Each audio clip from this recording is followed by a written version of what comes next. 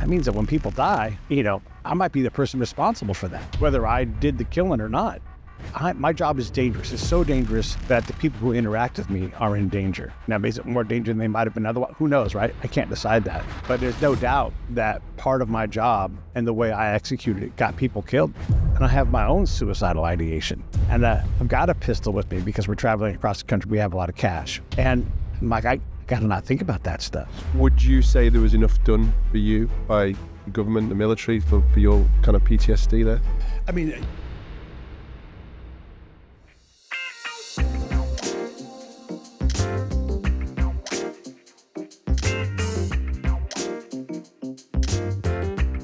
It's no big deal. Yeah, I'll stage, but I want to capture. This is awesome. Okay, wow. Honestly, this is awesome. I love this. All right. Thank you, young man. Yeah. Every week on Walk Me Brother, we sit down with people who have seen it, been there, and been through it. The kind of men and women who have seen darkness and pain and still found a way to keep walking forward. Today's guest is certainly one of those men. Pete Turner served as a US counterintelligence agent, walking through war zones in Iraq, Afghanistan, and beyond. His job was to find the truth in the chaos. But when the missions ended, he faced another kind of war.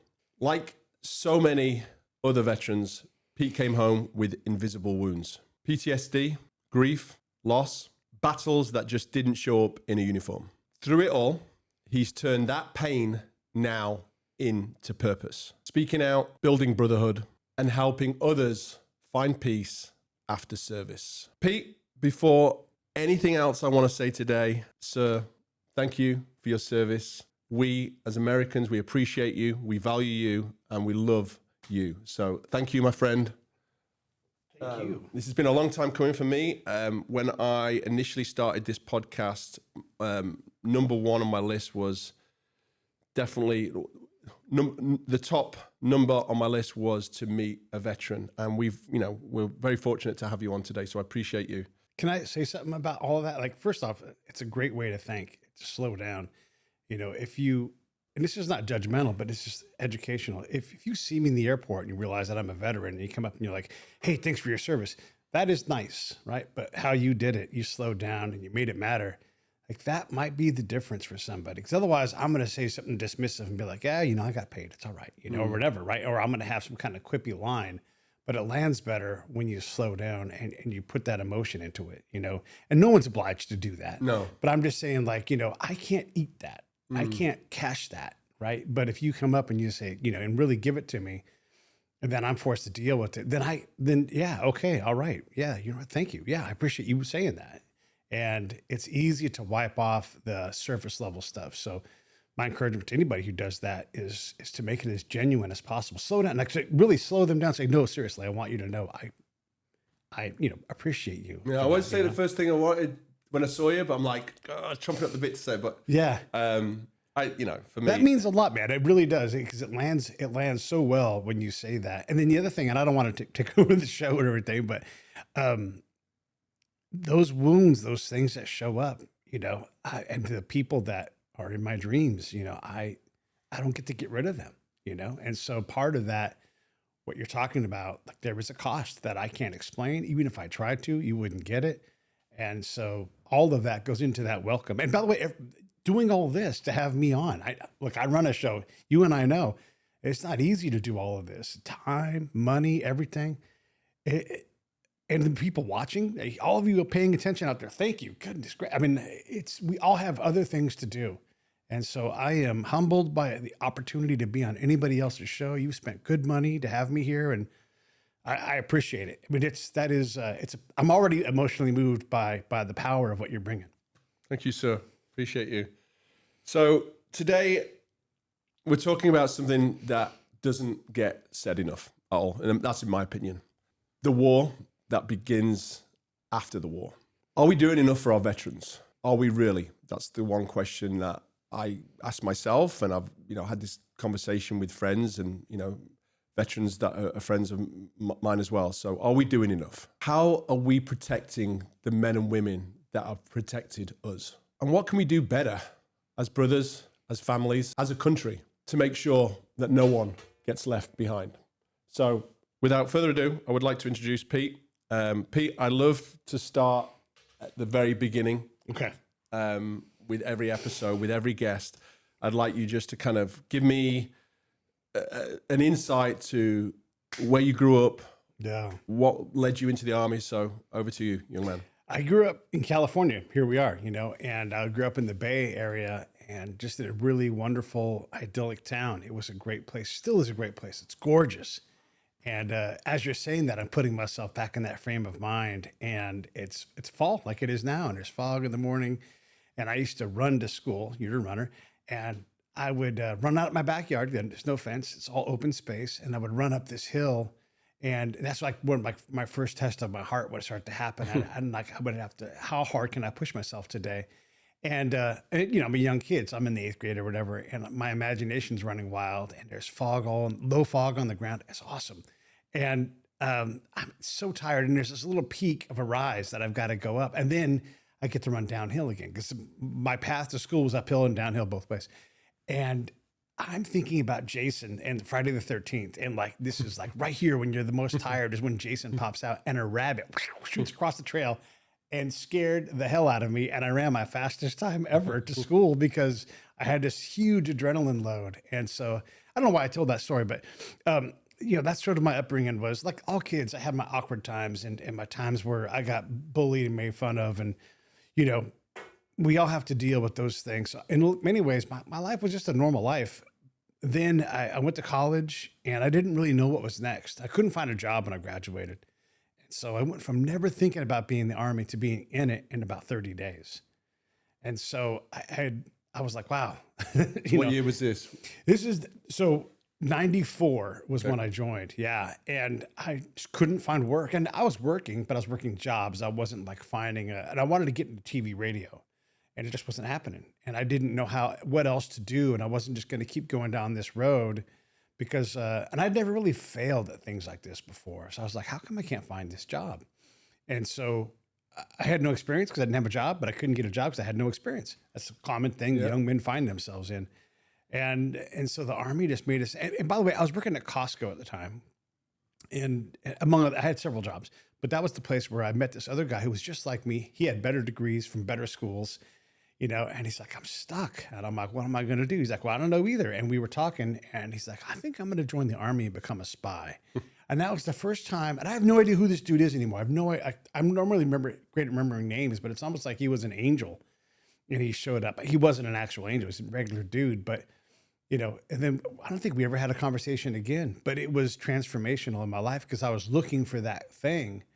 And I'd never, ever considered the military. And it turns out now, probably in at least my known family history, I am the warrior of all of them. I was going to ask, was there any other members of your family in the military? Yeah. I mean, you go back in time, like my uncle had a career in the Air Force. And then both my grandfather was, one of them was a Hellcat pilot in World War II. Wow. The other one worked on a tender. So my dad was in Vietnam. So there's a lot of military history. Okay. But, as we've gotten older and less combative and less required service, there's less of it. But my brother was also, we were almost about to walk into the Marines and Army door at the same day. Like we were at lunch, he got delayed for administration, but we were there to leave the same day, just that he got delayed. So we were in basic and boot camp at the same time.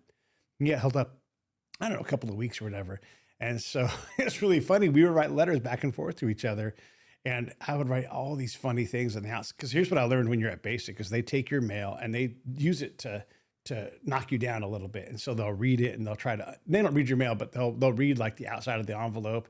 And if it says sealed with a kiss, And so I wrote all this hilarious stuff on the outside of my brother's letter.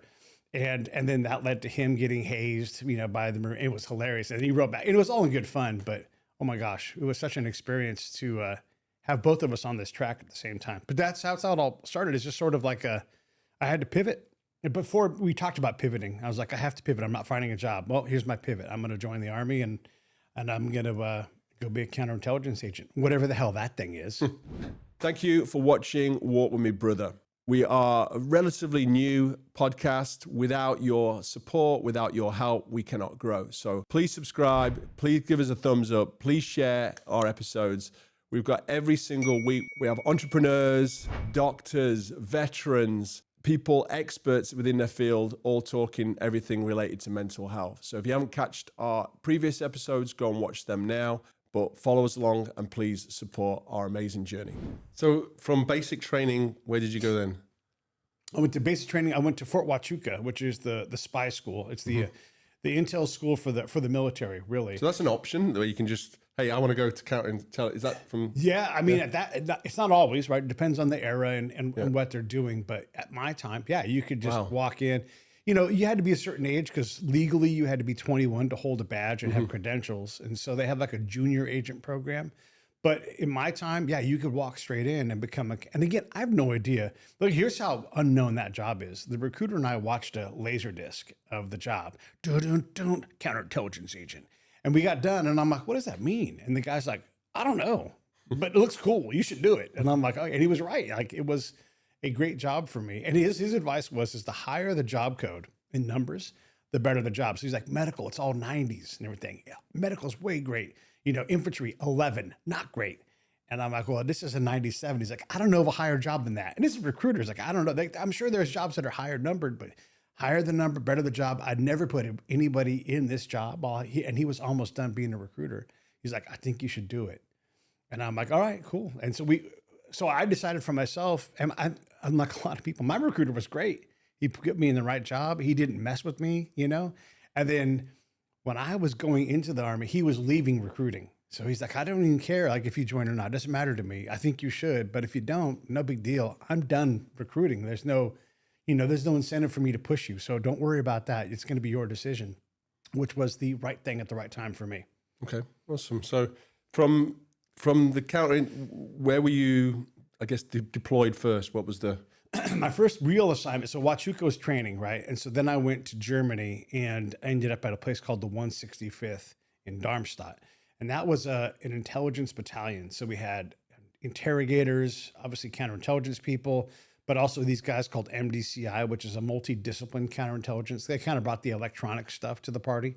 And then there was a whole unit of what are called LURS, long-range surveillance guys. These are infantry badasses who go out and go behind enemy lines and tell us what they see. So all these collection assets in one unit. And that's where I went. And then that unit deployed to Bosnia. So that was my first deployment. And that was, I guess that was from almost all of 1996. I was deployed to Bosnia. Okay. And then from there, 96, and then back to Huachuca, to the schoolhouse. And not by design, by accident, the Army put me in the perfect place because I had just done the job for real in the most modern way, because it was the very dawn. I mean, like before dawn, early light of the digital age. There's people in my field who were cold warriors, right? And they're like, what do you mean you can take a picture with a digital camera, you know? And because because of my era when I'd come up, I wasn't a computer whiz, but I wasn't afraid of word processing. I wasn't afraid of using a print server. I wasn't afraid of using a camera. I wasn't afraid of PowerPoint. These are all so early. Like it's just mid 90s, you know, 1996. And so because I could do that, they're like, Pete's a computer genius. And I'm like, I'm not, but you guys think I am. And there was no convincing them of that. So if I could take a picture, download it, print it within minutes, all these people who were in their 30s and 40s were like, what is this magic? You know? And then you pull a digital hard drive out of your laptop and you're like, I'm going to take this and put it in the safe. And they're like, you broke it, you know? And so it was a different time. And an amazing time in terms of like how the job changed. If you are struggling right now, or if you know somebody who is, please talk to somebody. Please reach out to someone. Talk to a friend or call a trusted helpline. In the US, you can reach the National Crisis and Helpline by texting and dialing 988. If you're outside the US, you can find help on findahelpline.com. And I will put all of that information in the description below. So please reach out to someone if you're struggling or if you know someone who is. So from there, I mean, there's a lot, you've done thousands of podcast episodes, which, you know, I encourage people to go and listen to Pete and some of his stories on there. So I don't want to delve too much into the military side of it. Yeah. It's more, I guess, from my side is, you know, when you look back on your kind of your army days, what was the was there something there that kind of specifically scared you, your humanity that you saw, or was it more of a case of just a number of things that you saw over the years, or was there one thing that kind of stands out? Yeah, I mean, there's too many things to be a one thing. There's just a lot of damage that happens. Even in Bosnia, which was relatively safe, we didn't know that, right? And so I had a mission where I was the boss of the mission, even though I had no rank at all. But it was my mission. I tasked out helicopter air mission to go overfly a couple of locations for the American camps to get overhead pictures. So what this amounted to was I was willing to be hung outside of a helicopter, which is cool, and use the digital camera, which apparently only I knew how to do. And I'm just taking photos of these camps. And so I was in charge of a Black Hawk, and it's just me and two other dudes. And they actually are the pilots. So the helicopter breaks. And so we land off in this field, and we're kind of like radioing in, like, here's where we are, here's what's going on.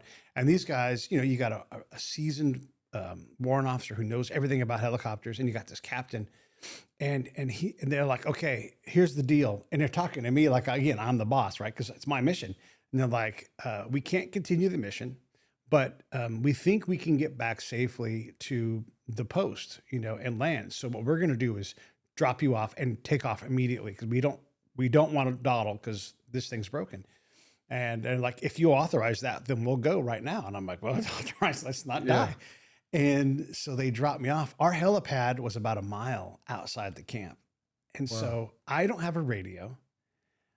They may or may not have radioed my post, but there was no one there to meet me. Right. So now, and I've been told there's an infinite amount of mines, and that I should only walk on known paths, And so that's all possible, but I don't want to take one misstep. I don't know. Like, I don't know. I don't know where I can and can't walk. So you're told, yeah, the roads are fine. And you can see that cars have been driving on them, but you don't know. You're like, can I walk in the middle? And so every step seems scary. I'm in a place where it's dangerous. And we'd just gotten there. We hadn't been there very long. And these kids came running up, and I'm like, oh my God, if I get into a firefight, it's me and these kids, and I don't want to be the reason why a kid gets killed. I don't know anything. I'm terrified. And then I realized, like, at some point, and I was walking, and ultimately it's not that big of a deal, right? But there's so much weight on my shoulders with all the unknowns that I don't know what's going to happen next, and anything can happen, and I would have no say over any of it, So I'm walking, and I get closer to the camp, and I'm like, now nobody's expecting me. No one's walked out to meet me. And so if I've got the wrong password in my head, I don't remember if I knew what the password was. And there's like an automatic password you can use, and you can say that and they'll know. But I'm trusting an 18-year-old kid who's trying to guard his post, and there's an army guy walking in, totally unexpected. I'm like, I'm going to get shot by my own people, And so that freaked me out. And it's still to this day, I think about, like, what a crazy thing, And this is stuff you see in movies and TV shows. And it worked out, except for it still harmed me in a way that I didn't anticipate, And then there was another thing that happened there, and this is Bosnia, where it's safe, right? We came across this place where there had been a massacre, and they'd killed all these little kids, and the graves were still fresh and everything, right?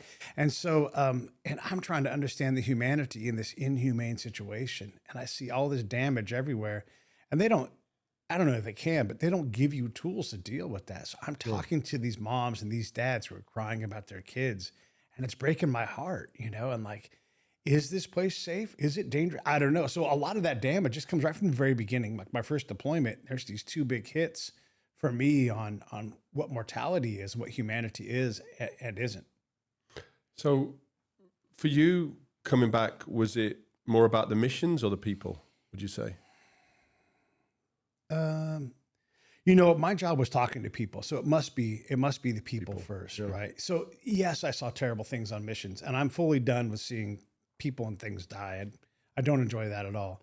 But no, I mean, it was just, my book of woe was filled with all these stories in places where here we are, the richest country in the world, and we're here to help, but we can't help this person.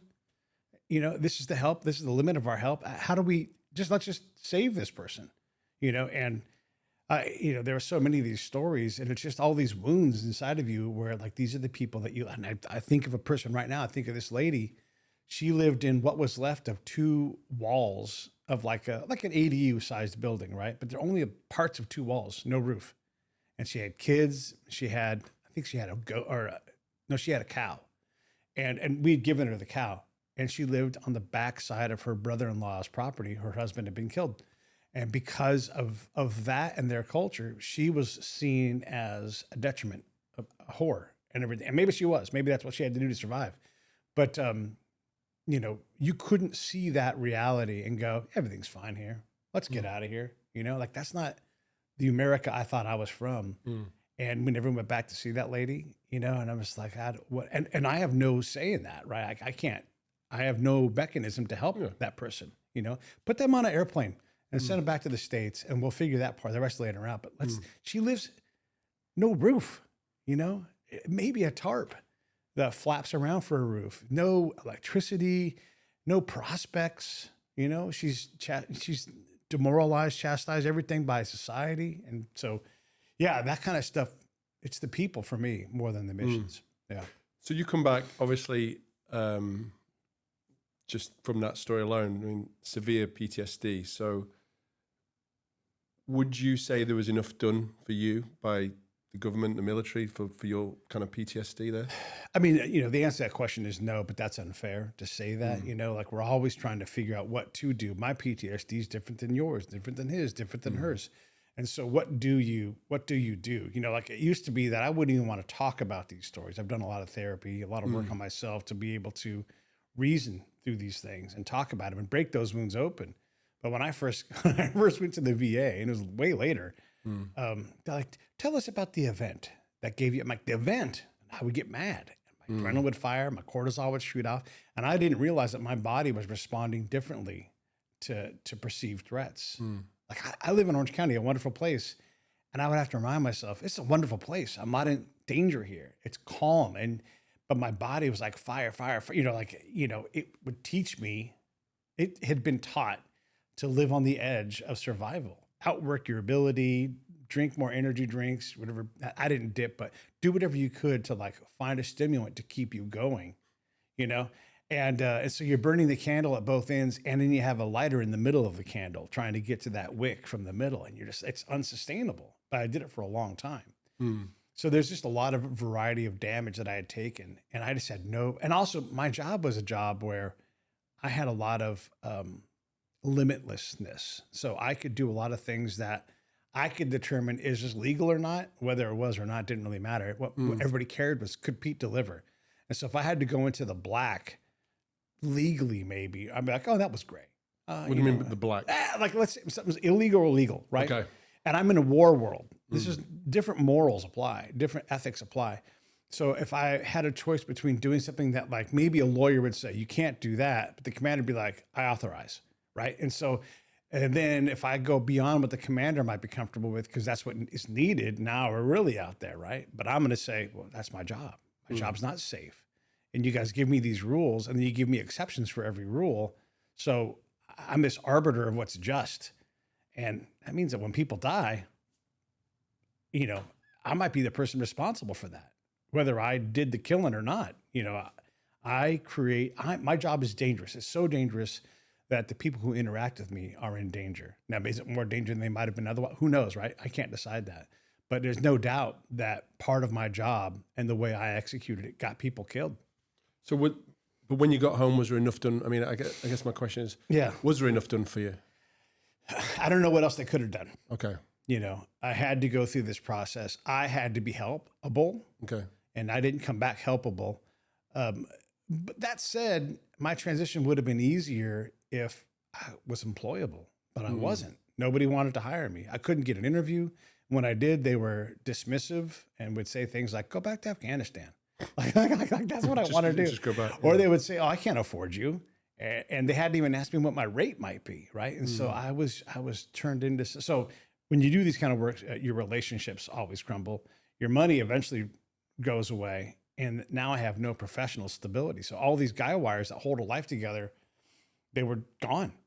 And so of course I wobbled, and of course I made bad decisions and gave up and was hopeless and felt like there were trapdoors everywhere around me. And I didn't know which trapdoor was going to go off next. So that part led to me getting more help, which led to me being in a better place now. But was I savable before that? I don't know. I don't know. It's hard because I'm a pretty resolute guy. I'm pretty rugged. So the answer is no, but could we have done better? I don't know. When would you say mentally you were at your worst? Was it after a specific tour, or was it come the end of your kind of military career? Or I was fine when I was deploying. Yeah. I liked my job. I didn't like being gone, but I was I was great at it. And so I enjoyed the day-to-day flow. But I was getting sick of not living my life. And that's what drove me out. Not the, I knew that I was starting to not feel things. I knew I was disassociating from the real world. And I didn't want to continue to go down that road much longer because to what end? Like, I wasn't going to win the war. When I looked around, I only saw problems. And so it was like, yeah, I've got to find something else to do. But when I looked for something else, I wasn't allowed to have a real job. And I was always told by people that I shouldn't even really put my resume together with my military background. And I'm like, what am I supposed to say then? I mean, that's what I've done. People, you mean military people or friends? Or? I think civilian folks. And, you know, I grew up in the Bay Area, so I'm back there trying to restart my life. And I was like, oh, yeah, the military experience. Like, they didn't even want to hear about what I had done, you know? And so I had developed all this expertise, and it was not tradable. Not because it wasn't valuable, but I wasn't allowed to get to the table to trade. Like, I couldn't even get an interview. And so if I have no professional value, well, I had to pivot. And so I did. And again, that was all hard because I'm like, I don't know what to do. And I had to survive, I had to make money. And so it became, I turned my life into another deployment and just tried to outwork my problems. And a lot of it was great, and I loved it, right? Because I love that kind of pace. But could somebody have helped me during that time? Maybe. The biggest thing that I lacked was professional stability, because then that would give me financial stability, and then maybe I could then find a relationship that was stable. But all three of those things were unavailable at that time. So fast forward to you know, comparable to maybe today's serving members of the military, male and female. Do you think anything's done different to when you were in there that you know of? Yeah, I mean, it's done different, but is it better? I don't think so. I just had a show the other day with another guy who's worked in this space, also a veteran, and we're both just so disappointed. And we do this we do this thing called the Ride for the Brave with Save the Brave. My buddy Scott and I would drive across the nation. He'd be on his motorcycle, and I'd be in the sport truck behind him. And I would ask all of us that showed up, are we any better at this? And almost everybody's like, no, we're not. You know, and what happens is as you get deeper into that world, you're a person that gets called more. So whether it's real or not, you feel like you're losing ground because you're like, oh, my cousin died. Oh, this is happening. Oh, this person got 5150, which is a thing that happens when you're suicidal. And so all these different, like, you get more input that it's not working, and it makes you more despondent. And you're like, I'm working this hard on this thing, trying to reduce it. And it seems like the more I get drawn in, the worse it gets, you know? And that was a challenge for me because I would go on these trips and I have my own suicidal ideation, you know? And I've got a pistol with me because we're traveling across the country. We have a lot of cash, right? And I'm like, I got to not think about that stuff. But there I am battling through it, you know? And luckily my buddy Scott, almost every trip, I would have a pretty significant, I want to die storm. And I would get through it, but I would tell him, I'm like, I know it seems like I'm doing great, but I'm not. Like, I want to die, you know? Like, I want to kill myself. I'm not going to right now, but I don't know if I'm too far gone past this gate. And like, will it happen in 2 months? And, you know, and so I didn't have a problem with drinking. I didn't have a problem with drugs or that kind of thing. I made a lot of bad decisions because of this, but I was out of control. I was out of control, and I couldn't stop the storms. I got afraid of the storm coming because it basically comes every day, and the storms aren't as bad as they used to be. But this thing, almost like, imagine if you had a migraine every day and you could withstand it, you'd soon start to be like, man, that migraine's coming. And then you'd have the storm before the storm. Right. And so it was getting crazy for me to deal with these things, but this is where the VA did help me. I found a therapist that worked. Wasn't the first therapist, wasn't the second therapist, wasn't the third. It was, you know, it was all these iterations of finding somebody that could resonate with me. And even then I'd be like, are we making progress? And then my therapist would be like, you know, I don't know. Do we need to change something? Do I need to change out? You know? And so we could reason through that part of it. And that really was kind of like a point where it started to tip in my favor. But at the same time, my brother started down his walk towards his demise, and he's a veteran. And I'm like, here I am driving across country trying to save people, and it hits not me like I thought probably, but it hits my brother, and he's compelled and he cannot stop. Well, let's talk about your brother. Yeah. So you lost your brother Yeah. to suicide. Tell me about your brother. Like, what was his name? Eric. Eric. So Eric, you know, how long was he he was in the military? How long was he in there for as well? He was in for about 5 years. Okay. Yeah. And did you ever know that he was in pain, or was it something that he kept to himself as well? Yeah, I mean, he's a little brother, and we were pretty rowdy, and so he was very tough. Our interactions, you know, my big brother style was to toughen him up, and so he was for sure tougher than I was, and very resolute. So I'm more whimsical, and he was like, "This is the way you do it, A, B, C. You write down your goal list, you make a plan." And for whatever reason, somewhere in his 40s, he started to become untracked. He had a great job at a refinery, and he loved it. And he was on track to get promoted ahead of his peers. He'd finished a degree after years and years and years of pursuing one. He was really doing great. And then something had happened. And I had to reason this out with my therapist. I'm like, I don't understand. She's like, he's been sick for a long time, you know, because he was compelled in a way that I hadn't seen people. Like, he was driven to kill himself and couldn't sleep. And there was no answer. And he got all the help. He got the dog, he got the drugs, he got the therapy. And he was just so sick that we couldn't deal with it. Now, he had addiction in addition to that. And so that exacerbated part of his problem. But yeah, like when I read his note, I'm like, you know, that's not, you know, he felt like he was letting us all down. And it wasn't true, you know, but he couldn't slow down enough to take care of himself. This is what I think, at least. And so, and it was during COVID. So that already was a crazy time. But he couldn't just stop and go, how do I get better? Do you think, looking back, do you think he was savable? Do you think there was something that could have changed to keep him? You know, when I was talking to his nieces, and they're, you know, in their 20s now, and so they were like, right, just getting to that point where they're like late teens, early 20s. And I said, you know, your dad was tough. He didn't give up easy. You know, for him to get to this point, he was hurting bad. And it's almost like he had stage 4 cancer.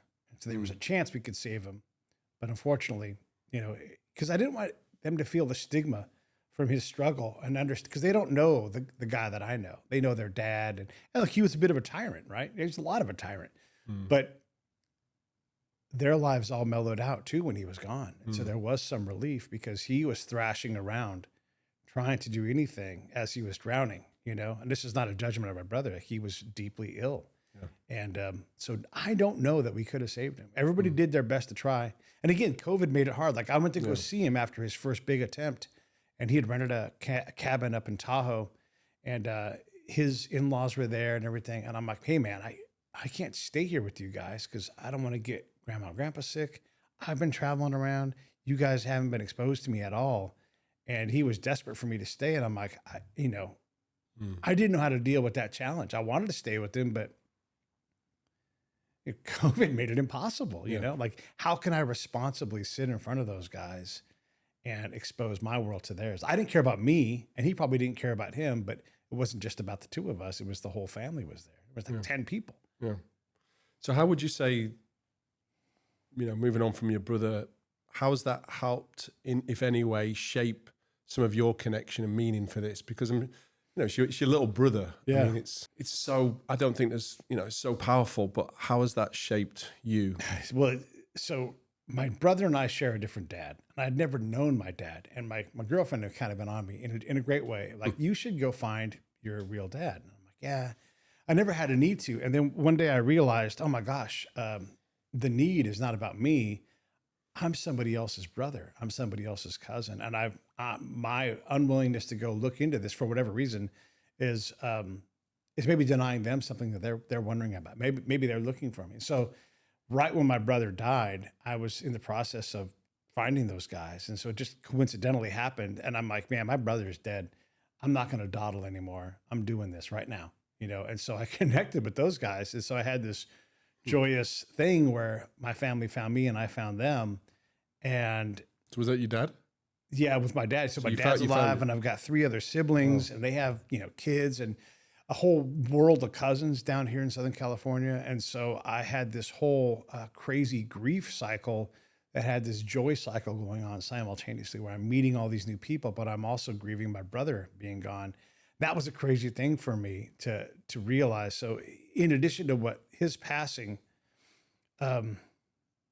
what changed for me though was a couple things. One was I better understood that whatever I'm going to do, whatever anybody else should do it way before someone gets to the end of the rope. Like we have these like pledges, like you have to call me before you do it. Like, nah, that's great, but it's so at the end of the rope. Like you have to get them way before that. And I don't own their well-being, you know? So my brother and I would talk, and I'd say, how you doing? And he would say, I'm doing terrible. I'm like, man, like, when was the last time you slept? He's like, I haven't, not in days, not even for 20 minutes. And I'm like, oh my gosh, he looked like he had cancer. He was wasting away. And I see him at his birthday. He dies in October. His birthday's in late July.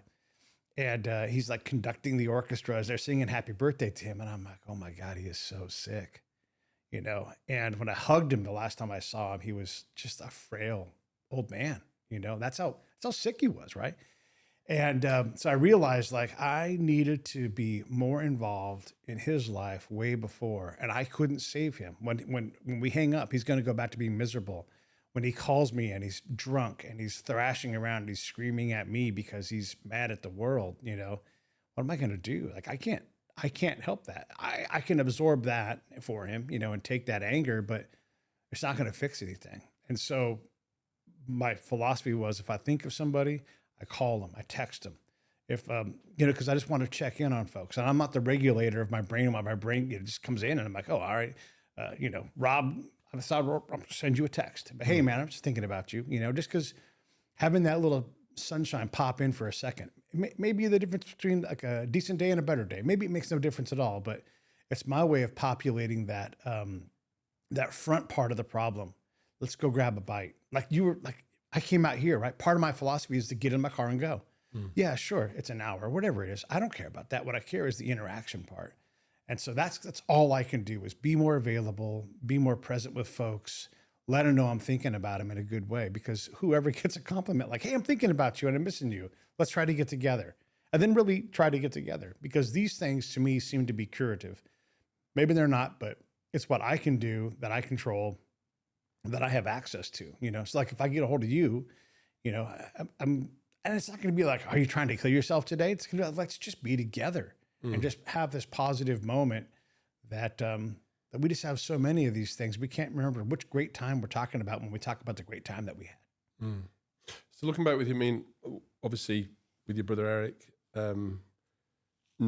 is there anything that do you think would have changed his kind of like path in a way? I mean, was it, do you think it was down to the military? Was it down to like, you know, from like, for example, myself, I've got bipolar. Was it kind of medical condition? Was there anything else that you know, we could have done differently? Yeah. I mean, there's probably something. They were like going through the list, like, oh, maybe you're bipolar. And so they put him on those, and you know, this process, like you put him on those meds and it's like, well, that didn't help, you know?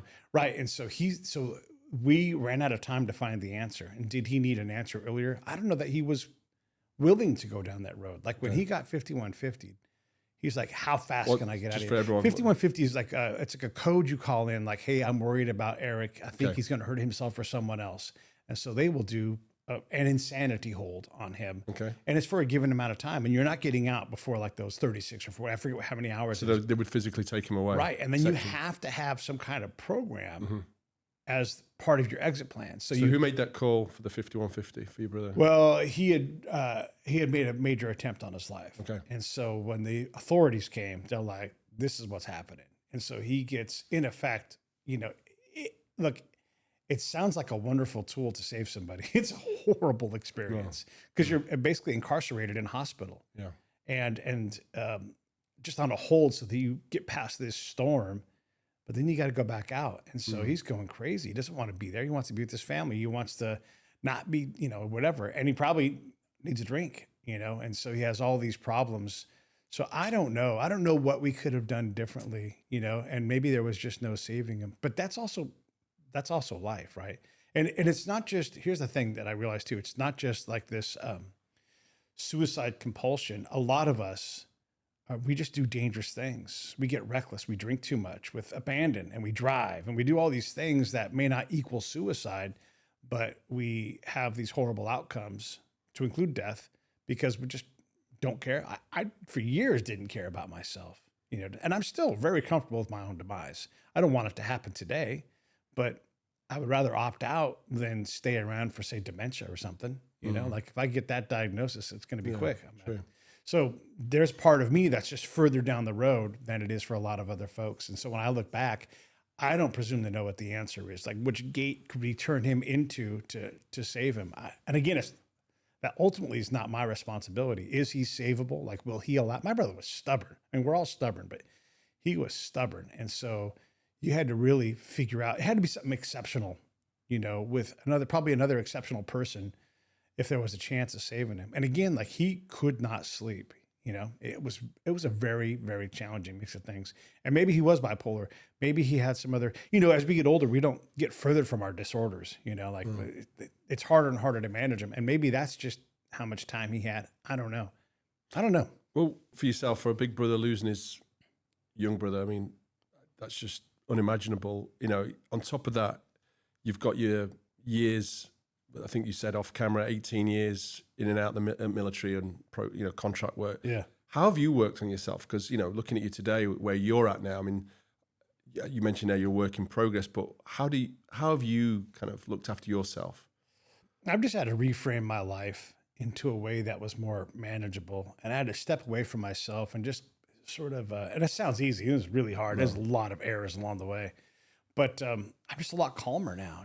I have a fantastic partner in my life who we overlap in so many ways, but where we don't overlap, she forces me to be a better person. And she's like, forces me. I mean, like I'm compelled to be a better person as opposed to be a bad, because I'm easy to be a bad person. I mean, people in my line of work are often sociopaths, and there's for sure some disassociation that I'm doing when I'm doing that job.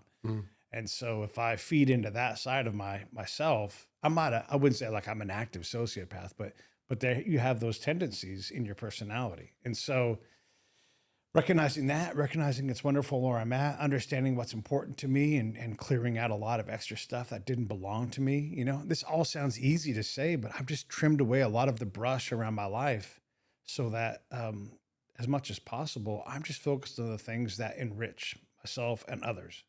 Is there anything you do on a daily, like these, like for me, be outside, work out, not drink? Is there anything that you do on a daily that's... Yeah, human interaction's big for me. Yep. When at my best, I'm swimming. Right now I'm doing some jujitsu, Awesome. and so that helps. My body kind of limits me, but I do it, and I'm slowly progressing along the way. And so I'd love to get back in the pool. For whatever reason, there's a bubble between me and the pool right now.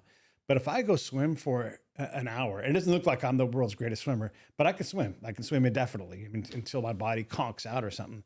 So if I was to go swim 2 miles every day, like my state of being would be better. I'd be stronger. I'd be healthier. It's a therapy session. Yep. And so at my best, I'm doing those things and I have to be of service to other people. I have to find ways to help people, even if it's a little bit. Like, here's my help. And my show is one area where I help. Like, hey, let's get you a voice. Let's lift that up so that you've got a shot at having a shot, Let's talk about your show, at least perfectly. So talk about your show and what you're doing now and what kind of, obviously we're going to put all your links in the description here, but what's your show and who are you speaking with kind of on a daily now? Yeah, it's called The Break It Down Show. And basically the thing I say is I illustrate life. And a lot of my life is combat stuff, but also a lot of my life is music and it's sports and it's authors who write incredible books and people like you that I come across. And I'm like, oh my gosh, come on my show. And so it's just, it's just a bunch of slices of life. And it more than anything else has transformed my life. I have awesome. Purpose. Potentially I have some money. Money's always hard in this business. But I've also turned myself into a movie producer because of this thing, because I've got this incredible... It's so funny, Rob. Someone will mock me because I've got you're another podcaster. And I'm like, if you only knew like how incredible my show is and how much success, and I can't even tell you how many stories about look, not just incredible people that are hyper famous and everything else, but just the wonderful, warm people I've met And all of that is curative for me. And I believe like the folks that resonate with my show, it helps them too. So the Break It Down show is, it's the biggest thing I've done in my life. And it's amazing. And it provides so much opportunity that, you know, I mean, I couldn't even dream that 10 years later, 2,000 plus episodes. Are you kidding me? You know? And you know how great these moments are. Like right here, we're having a great moment. I get to do that all the time. So that's a big part of my therapy, is just like, this show helps me want to stay alive. Whereas looking for jobs makes me want to die. Yeah, that's incredible. I mean, somebody asked me recently, like, you know, what's my biggest tip in terms of like your career and something like that. And I just said, follow your passion. It's like, don't even look at the money. Don't even look at the dollar sign. Just follow, because inevitably you're going to come back to your passion, or it's going to eat you up. So, but that's awesome. I mean, you wanted to be in the kind of, I guess, this world pre-military. Yeah, right? I thought I was going to be a sports broadcaster. There right? you go. You got there in the end. And yeah, I did. Yeah, and who knew, right? Like, and it's all like the training of school, of course, applies, but also just it's spy work. What I do, you know, I meet people, we have interesting conversations, and then the show is the report. You know, and make of it what you will. So, Pete, I'm going to put you on the spot a little bit here now. So every guest I have on, every episode, one of the questions that I ask is, you know, if someone is listening right now and somebody's watching this, and hopefully there is, what would be your message to them? Like, how would you give them advice listening to this episode today? Whatever it is that you do, the pursuit can be enough. You don't have to catch happiness. Sometimes the chase is the thing. And so if it's hard and you feel like you're developing I was just complaining today about success on my show with one of my friends, you know, and it's like, just get back to the root of why you're doing this, you know, and I'm doing this because it's enriching. So find the things that are enriching and do more of those. If you have to work a crappy job, put up a wall around yourself in that job. And the second you walk out the door, don't think about it at all and go do the thing that enriches you. You know, whether you join, you don't have to build everything yourself too. A lot of these communities already exist. Just join that community and find a way to work within that or evolve into what they do. Whatever that thing is, this is your life. This is your opportunity. And it's easier to sit on a couch and stare at your phone or whatever it is. Go do the thing that's a little bit harder to do. Get off the couch and go experience something. And it's not going to be easy. It's going to be hard. You're chasing something. So you have to work hard to chase and hopefully catch something that works for you. I caught podcasting. I didn't know I'd still be here. The guy I started the show with, he's only kind of part of the show, right? And we still love each other. I bring him on the show all the time, but this is my thing. It wasn't his thing. His thing, it turns out, because of our show, was he got back into drumming. And this is a real quick story, but we were sitting in a very famous person's music studio, and we were there waiting. And he's like, sit in, hang out with us and watch. And so we're watching this band practice. And one of the guys who runs the band is a guy who was one of Prince's #1 musician guys, a guy named Levi Ceasar. And they were waiting for the drummer to come, and he was in traffic. And so Sheila E.'s brother, Juan, looks at John and goes, John plays the traps, get him over here. And so John walks over, he's like, what? Listen, I haven't played in years. And they're like, you play the drums? And he's like, I have. They all go to their positions, and he's left to decide, am I a drummer? Am I not? Yeah. And he decided he was. Yep. And he went up there, and he did a great job. And now he drums in a bunch of bands, and his life has totally changed. It's amazing. Yeah. So if you could go back to your younger self, the young man entering the military and the mission for the first time, and then looking back on the veteran, the military hero when you're coming home, is there anything you'd say to your younger self? What would you say to yourself right now? I would say, and I talk to a lot of kids at school, so yeah, I know you do too. It's like, just keep doing. Like, that's your action verb. Do.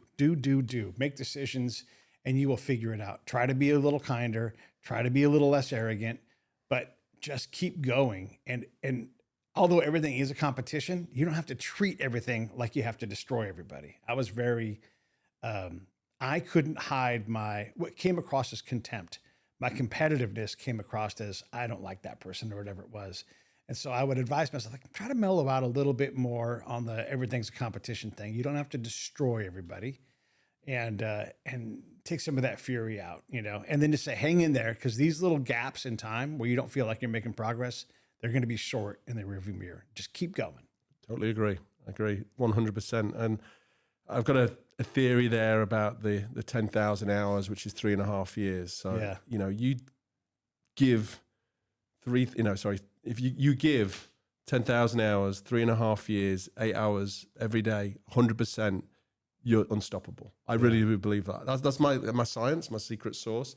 Some people, it might take them a little bit longer. Some people, you might be fortunate to get a bit, but I think one thing that endurance sports has really taught me through this whole process is, marathon runners, you get better the more you do it, the more you age, the more you practice, and that's just something that I've bled into everything now. And I didn't see that in my younger self. I was always looking for that quick fix, or how can I cut a corner, or how can I get there?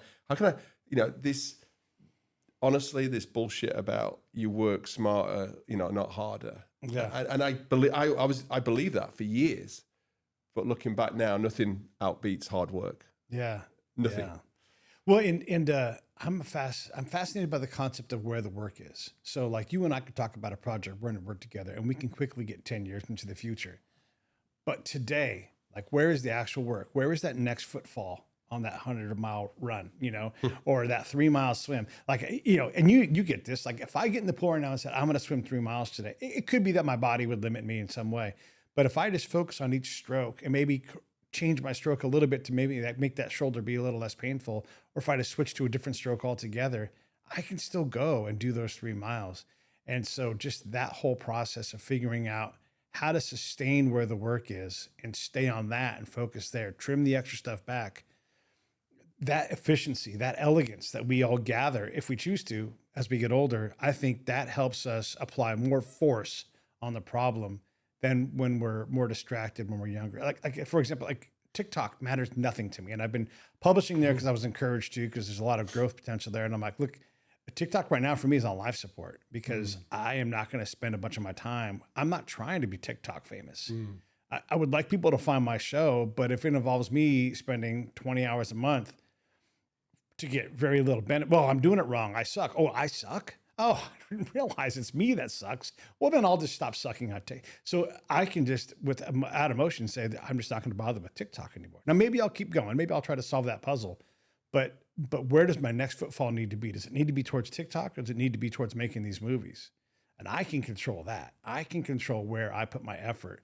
And so that elegance that I'm seeking is part of the work, smarter, not harder, because I'm not doing all of this extra stuff that I don't need to do. I could hire it out, or actually I don't want to spend money on that. Actually, I don't care, and just completely trim that off. Now I got to go back to hard work, but I'm no longer wasting work. I'm focusing. So you on still got to work. be passionate about what you do as well. So it's Yeah. So, brother, thank you first off again for your service, for your commitment, and thank you so much for coming on today. If this episode has helped you, if you like it, subscribe, give us a thumbs up, and follow us along for more amazing stories. But Pete, thank you, sir. Thank you. Appreciate you. Thanks for today.